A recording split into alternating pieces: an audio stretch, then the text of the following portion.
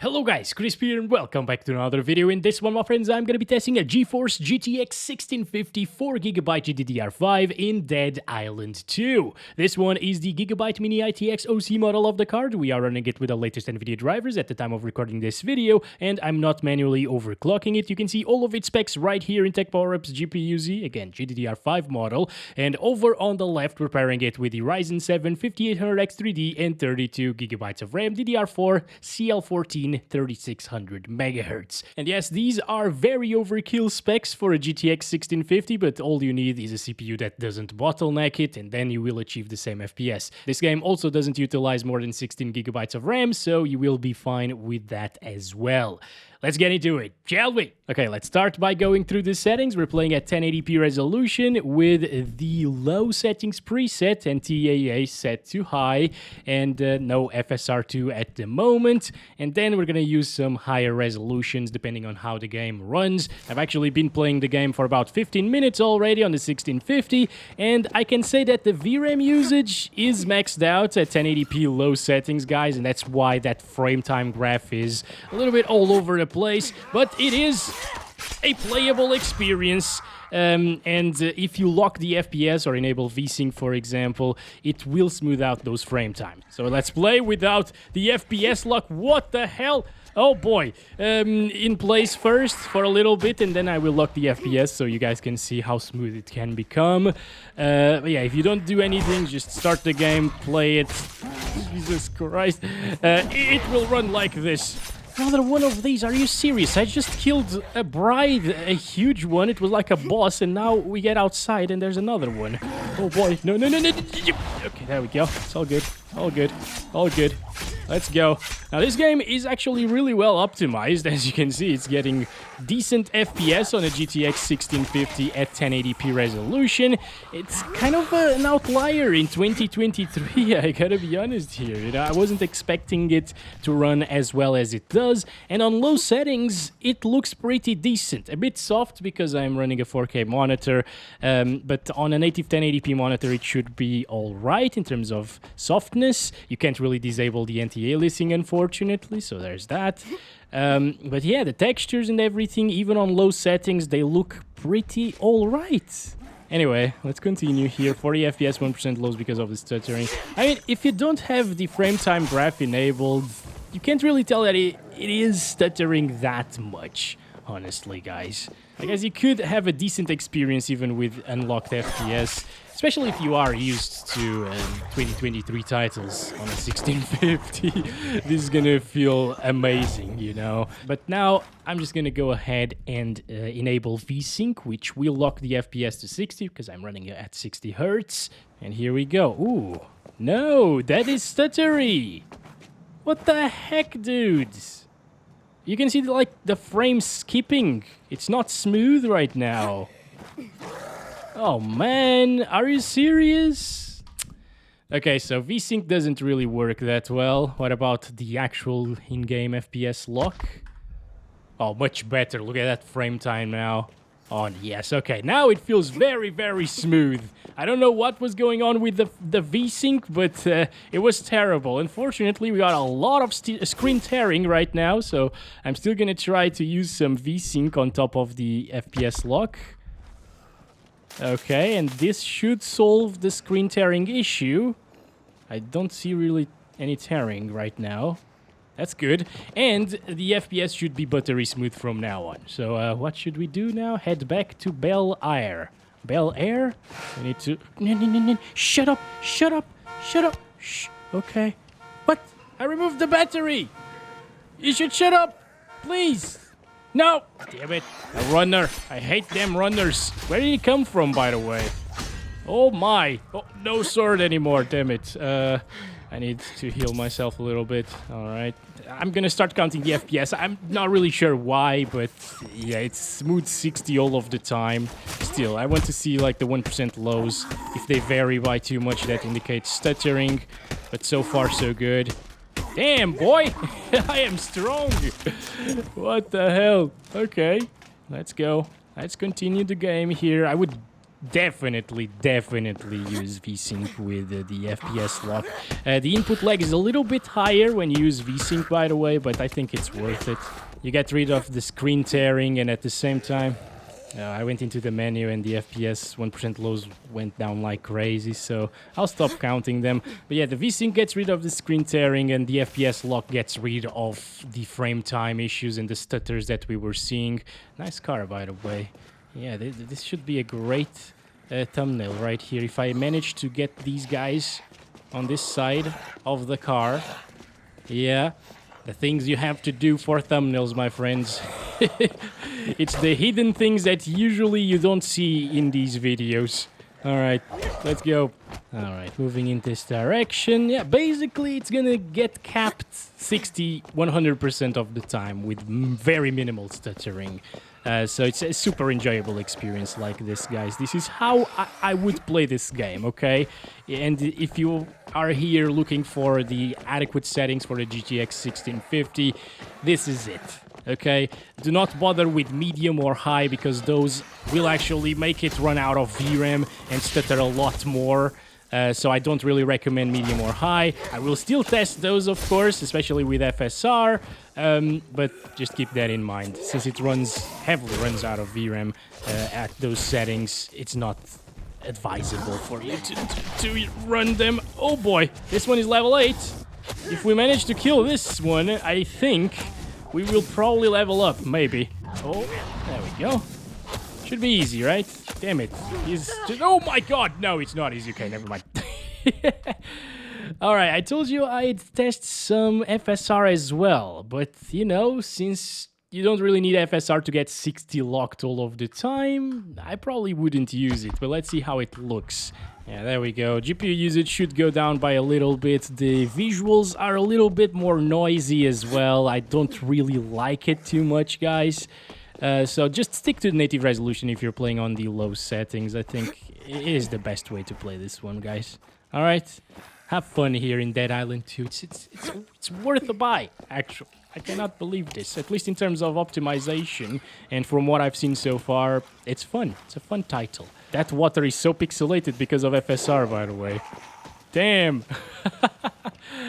Yeah, that's a really bad look, actually.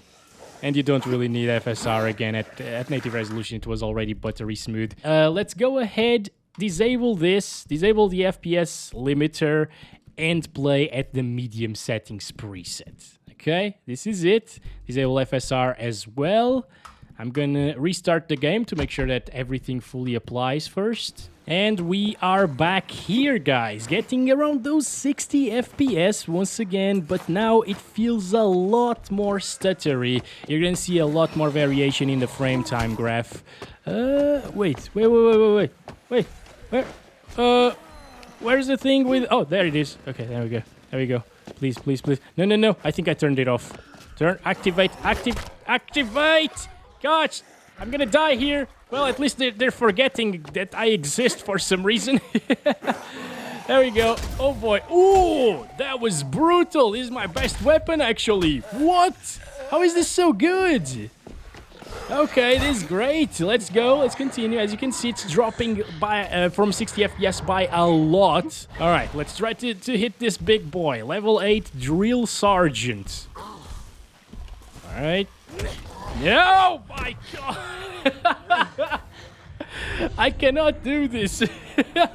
It drops a lot from 60 FPS. It stutters a lot as well. It looks almost the same, honestly. It doesn't look that much better than low settings did.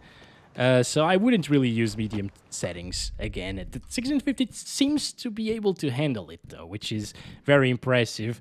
And with FSR 2 on quality, it might very well be above 60 most of the time. Probably not. Yeah, okay. It doesn't really help it by that much, FSR, you know. And since things become a little pixelated and noisier, I think I wouldn't really do this, guys. Come on. All right, we can do this. Oh, yes. Kick him. Let's go. No. Okay. We got this. You know what? It's now. We're gonna do this using FSR. Get over here, boy. It's all good. It's gonna be fine. Light it on fire. There we go. Nice. It's a little bit more consistent for sure, and the stuttering is very minimized by the use of FSR. FSR is kind of saving the little GTX 1650. Oh my god, dude. I'm sorry, guys, but I committed to it, and we gotta kill the bastard, alright? Alright, let's go. Yeah, do that in the middle of the electric things. Nice, dude. Very good. We made it. See, if you put your mind and heart into things, you can do anything, my friends. Should we lock the FPS to see if it helps a bit here on medium settings as well? Yeah, 60. Turn on VSync at the same time, and that feels a heck of a lot smoother. The thing is, it's still with FSR, and it looks a little bit worse than it did on low, in my opinion, just because of the noise, you know? It's not dropping, though, from 60. It's getting 90% GPU usage over here. And previously, we saw a lot of little stuttering issues right here, so... Yeah, it's good to see that the 1650 still can play this at medium settings. If you can actually tell a big difference between these graphics... That's a bigger stutter than we saw at... 1080p low though. But yeah, if you actually can find the difference between these graphics and the low settings graphics, you find this a lot better looking, you don't mind using FSR with medium settings, it is actually going to be fine for the most part on medium settings. 1650 is actually surpassing my expectations a little bit, and the game optimization as well at the same time. Now it's nighttime. I have never seen this game during nighttime, but it seems like it is as intensive as daytime. I am super surprised that the VRAM, when you run out of VRAM in this game, doesn't really matter too much. It's not like in other games where it starts stuttering all over the place. As long as you lock the FPS, it still can provide a decent experience. But high might be a bit too much for the little 1650. She's gonna restart. Okay, here we are. Why did it put me inside of this area? I was outside, on the road. What the hell? Oh boy, look at that. Look at that frame time and that stuttering. And that RAM usage going up as well because the VRAM is maxed out, so it starts utilizing system RAM to make up for it. So RAM usage will go up by a lot. Oh, there are a lot of zombies here. I thought this was a safe place. What the hell? Anyway, it looks very nice here during nighttime. The lighting is pretty good looking. Still, on low settings, it also looked very good. So no worries there, I would still pick the low settings. Yeah, at high settings, you might want to lock it to 30 frames per second instead of 60. It was locked to 60, but since it didn't really reach 60, it doesn't matter. It's the same as unlimited. And on 30 FPS, it should ease out that stuttering by a little. No, not another one of these. What the... Oh, boy. Okay. No, this one is dying a bit faster, I think. No, you know what? Never mind. I'm gonna go. At 30 FPS, it gets a lot more difficult, a lot harder to play and hit those zombies and stuff like that. So I really do not recommend this. But hey, if you were wondering, yes, it can still play this game on high, possibly even without the FSR over here, because it's still enabled, remember that. Okay, now I'm gonna disable it. It was getting around like 40-ish frames per second with FSR enabled, so disabling it will make the game look a little bit sharper and better. It's 30 FPS, yeah, I would definitely not do this again, but... Wow, those shadows are pretty nice looking as well. Yeah, it can probably get locked 30 FPS all of the time. GPU usage is dropping by a lot inside. It's not a CPU bottleneck, by the way, if you guys are a bit confused. It's just because we locked the game to 30 frames per second, so it doesn't need to work as hard, obviously, to achieve 30 frames per second. It just needs to work the sufficient to get those 30. Damn, this weapon is actually really nice. So yeah, I guess that's it for high settings. I'm not going to spend too long here with 30 FPS because I really don't enjoy it, but this was good enough for you to see that it is possible. If you prefer that 30 FPS experience, go with high settings. Now, lastly, let's try Ultra. This is obviously not gonna work very well. I doubt it will play well. Oops. Play well even with 30 FPS locked. It's probably gonna drop into the 20s. But let's try it out. It's a little bit more stuttery, I think. Yeah, definitely. Those bigger frame time spikes weren't here on high settings. Yep, okay. It's definitely way more stuttery. I don't recommend it. Although the GPU usage is not maxed out with the 30 FPS lock, we can't really get rid of the stuttering here with the ultra settings, even with the 30 FPS cap. If you just want that better visual fidelity, just go with high, okay? Unlocking the FPS puts us at 40s, but look at that frame time graph, dude. Yeah, it is really, really bad. And with that said, that's been it for this one. Oh, wait. Almost forgot to test FSR with the ultra settings. I don't think it will save this, but we gotta try that out. All right. Okay. That's much better, actually. Still stutters, though. But that is way more stable. Props to the 1650 and the developers for optimizing the game.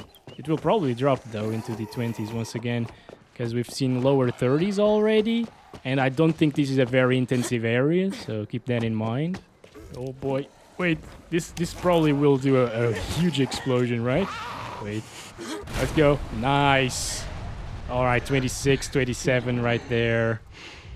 Yeah, with that much dropping into the 20s, I wouldn't use ultra settings whatsoever, with or without FSR. It's just not worth it. And with all of that said, thank you very much for watching this video. Let me know if you were surprised with the GTX 1650's performance here in Dead Island 2. Again, 2023 title that actually runs well. It's a breath of fresh air. Catch you in the next one very soon. As always, love you all. Bye-bye.